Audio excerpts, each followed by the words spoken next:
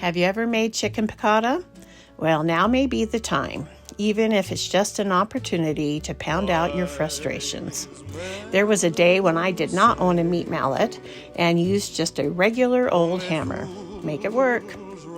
After you've pounded out the chicken, dip each piece in flour, then in eggs, and end with seasoned breadcrumbs. Heat oil in a skillet and cook each piece for 2 minutes per side. Put those on a baking dish and throw in the oven to keep warm while you make the lemon butter sauce.